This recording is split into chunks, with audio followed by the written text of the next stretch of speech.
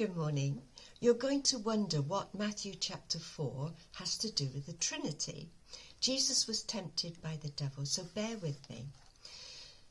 Jesus had been in the wilderness for 40 days and not eating, so he was hungry. So the devil comes along, an opportune time, and he says to Jesus, if you are the Son of God, notice that, if you are the Son of God, I'll come back to that in a minute, tell these stones to become bread. And Jesus says, it is written, man shall not live by bread alone, but by every word that comes from the mouth of God. So Satan tries something else. He takes Jesus to a precipice and says, throw yourself off because the angels will carry you. And Jesus says, it is written, you must not put the Lord your God to the test. Now here's the important one, and here the universe holds its breath because it was so important.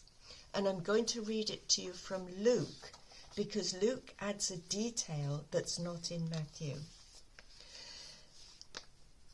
Here we are, Luke chapter 4 and verse 5. The devil took Jesus up and showed him all the kingdoms of the world in a moment of time, and said to him, to you I will give all this authority and their glory. Why? Because it has been delivered to me. And that was true. It did belong to the devil, and he could give it to anybody he wanted to. We'll go back to Matthew chapter 4. Unfortunately, Jesus passed the test. Just think about this for the moment. This beloved Son of God, Jesus Christ, the firstborn of all creation, the glory of God's creation. If Satan had managed to get him to do an act of worship in order to get authority over this planet, it would have been a huge victory for Satan the devil. And what an awful thing it would have been for the universe had Jesus gone with Satan. Fortunately, we were never in any danger because there's no way that Jesus, who loved his Father more than anything, would have gone along with this person this being that Jesus had had a hand in creating, who turned so bad. Jesus was not going to go with him. So we were saved. But notice what it says in Matthew chapter 4 and verse 13. And it's only half a sentence. And behold, angels came and were ministering to him.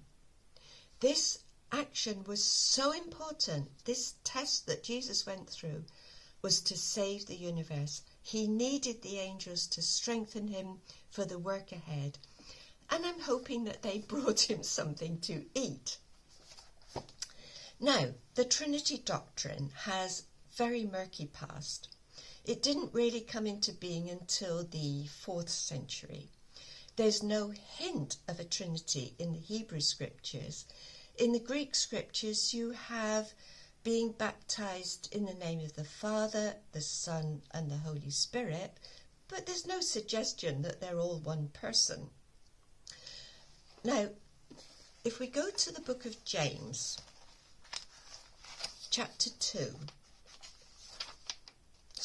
I'll get there in a minute. James 2 and verse 19. James says, you believe that God is one, do you? You're doing well. But even the demons believe, of course they do, but they shudder.